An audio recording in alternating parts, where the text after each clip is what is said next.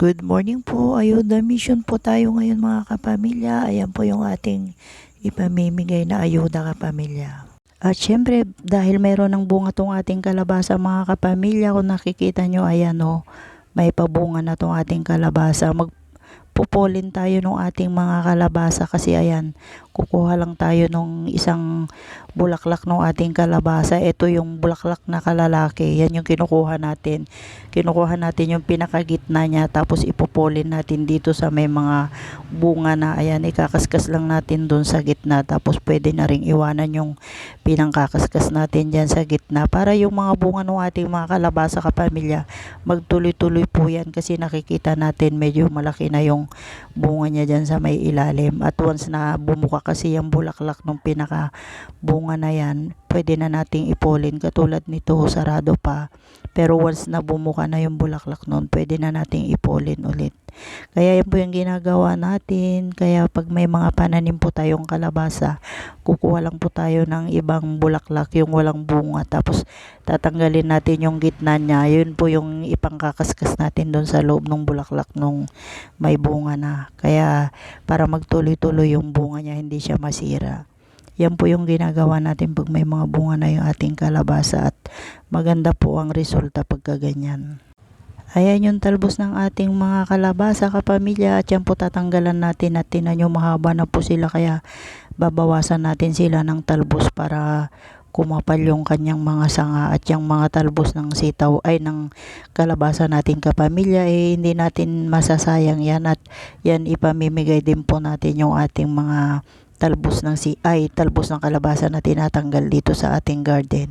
At ayan yung mga talbos ng ating kalabasa, at yan fresh na fresh din po yung ating mga talbos ng kalabasa dito kapamilya. At yan masarap po yan, kahit naigisa mo lang yan o kaya pakuluan mo lang sa bagoong, masarap na po yan. Kaya yan yung ginagawa natin para pagka ganyan, kasi may mga pabulaklak na tong ating kalabasa, kaya tinatanggal na natin yung pinaka center ng talbos ng ating mga pananim. At kung nakikita nyo, ayun yung boss natin, nagdidilig po siya ng fermented fruit juice na tinimpla natin, saka yung fish amino acid, pinangdidilig niya rito sa ating kalabasa para yung ating mga pananim maganda po yung mga bunga saka yung mga bulaklak. At tingnan nyo naman, sobrang kapal ng pagkakatanim natin, at halos hindi ka na makalakad sa kapal ng ating mga pananim.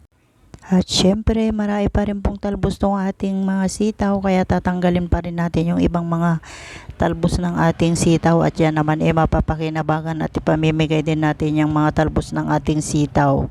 Ayan po yung ating ayuda mission for today mga kapamilya. At yan po yung talbos ng sitaw, at yan hindi masasayang. At syempre maganda kasi pag tinatanggalan natin ng talbos yung ating mga pananim, para yung mga bulaklak niya magtuloy-tuloy at dadami po yung sanga ng ating mga pananim.